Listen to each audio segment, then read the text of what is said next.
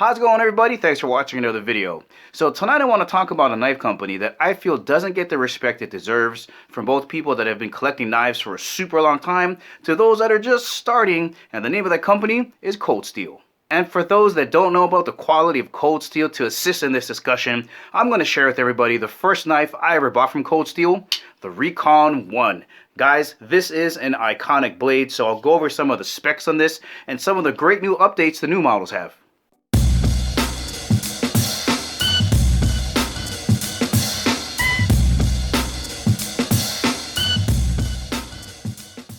As always, guys, if you want to purchase a Recon 1 or any of the models like it, check out the links in the description below. Now, there's a lot of contributing factors as to why people view Cold Steel in a negative light. One of the things for me is they offer so many damn products. Now, this is not necessarily a bad thing, but let's say you didn't know anything about Cold Steel and I just gave you this catalog to look at, right? You start looking through it and you see Chinese two-handed sword, katana, Viking axe, broadsword, and then somewhere in between those pages you have this gem, right? So you're looking at this catalog with all these different types of products and you start to wonder, hey, am I looking at one of these movie reproduction fantasy type of catalogs? Like, are these real? Are these real? And you start to question yourself. Are these functional? Are those functional? Is anything in here real? And that's where I think they get into a problem with this, because when they have those other products, it's hard for people to tell what's real and what's fake. In essence, they're all real and they're all really functional. Now, a second negative misleading factor about Cold Steel is that when people see that it's made in Taiwan or China, you know, the country of origin is in Asia, they're like, that thing is going to be rubbish. These are the knives that they have in Chinatown or that you can get in the swap meet. But this one here costs $50. So you look at where it's made and how much they're charging for it. You're like, that thing must be rubbish. But in actuality, all Cold Steel wants to do is get you a kick-ass knife for a really good price. Now, the last point I want to bring up as to why people have a misguided view of Cold Steel is the founder, President Lynn Thompson. Now, I think this guy is a savage. I love this guy. He's kind of round and portly and balding, and he says some really off-the-wall stuff sometimes. But the point is this. He is the only president of a knife company that I know that is out there just slicing boots full of meat, cutting rope, cutting bamboo, just literally throwing knives at blocks of ice, stabbing hoods of cars. He's out there testing the strengths of his triad locks and other locking mechanisms. He's out there. And I can see, though, how some people might be rubbed the wrong way with his personality. But the fact of the matter is, if you look him up on YouTube, he has tons of videos showing you just how good Cold Steel is. Alright, let's have a closer look at the Recon 1. Alrighty, let me step you through some of the common specs on the Recon 1 that are going to be the same regardless of what model you get, if you get the 4-inch version here. So when it's closed like this, the handle measures about 5.4 inches. When you get this thing all the way open, it's pretty gigantic. It's about 9.3 inches. This blade length is 4 inches, and I think they still make them in a couple of different versions. Be sure to check the links in the description below. I'm going to try to find them for you. Weight-wise, it's coming in. It should be right around 5.3 ounces.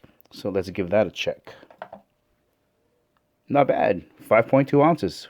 Okay, just for a quick size comparisons, here it is fully opened right next to a kind of standard size Swiss Army knife. And here it is next to a Sharpie, standard Sharpie size pen. Let me close it up so you guys can have a look at it when it's closed. Massive, I tell ya. Alright, let's have a look at the thickness of this G10 frame and the texturing.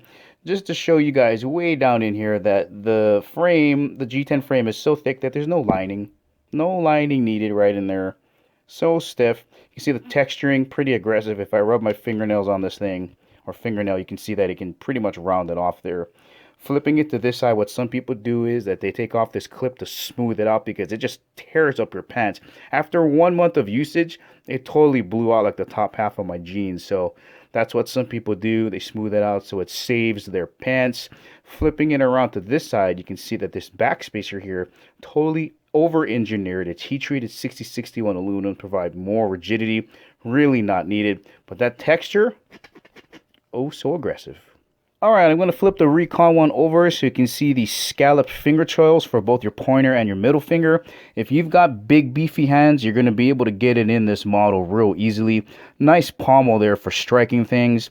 And I would have to say that this spine right here looks pretty decent. That looks like a nice 90-degree angle in there. So if you wanted to strike a ferro rod on there, you should be able to throw some fairly good sparks.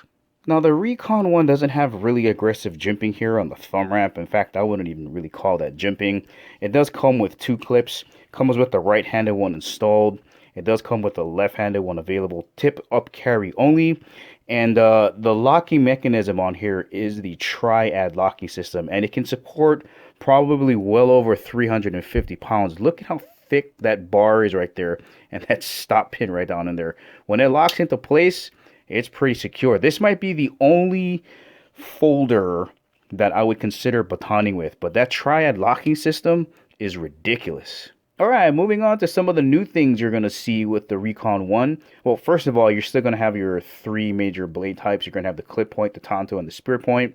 The finish has changed though. You can get them in a satin now, which I love satin finish. And they went away from this really kind of Teflon finish, which is not very durable. If you see on here, just a bunch of scratches from stabbing it into cardboard and breaking down cardboard boxes. The new finish now is DLC. And as I just mentioned, this is an AUS 8 blade. The benefit is it was super cheap, like $50. So this kind of went through a steel change from here to XHP, which is like a carpenter steel. They were having problems getting it, so they switched over to the newer version of S30, which is S35VN. It's a tougher steel, better corrosion resistance, very good edge retention. So the price goes from right around $50 to $60 up to right around $100. Totally worth it. People have been asking for years to get that bump, and they actually got it. Now, the other big difference is, well, I forgot to mention, some of the older models have a thumb disc. This is still the swappable thumb stud on there. So if you're left-handed, you can just unscrew it there and move it to the other side.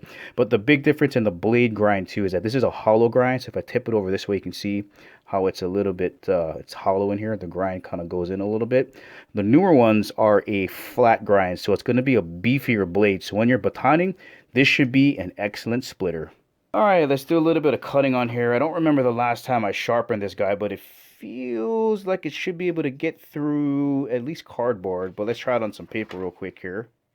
Ooh, slower, slower. Oh yeah, 3. Oh, oh, so much fun.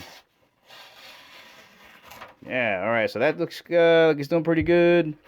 Where's that index card that I had the last time? Ooh, this one's pretty used, but here we go. So there's an edge there. Got that. There.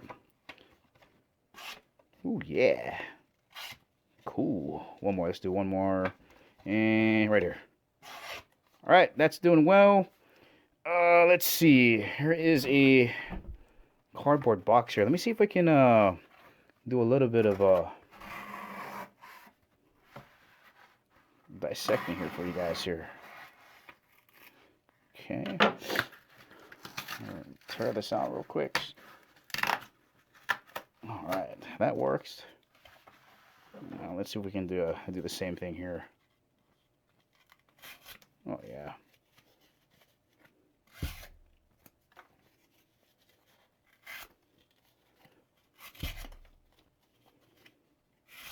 Beast mode! The newer steel is going to be even better.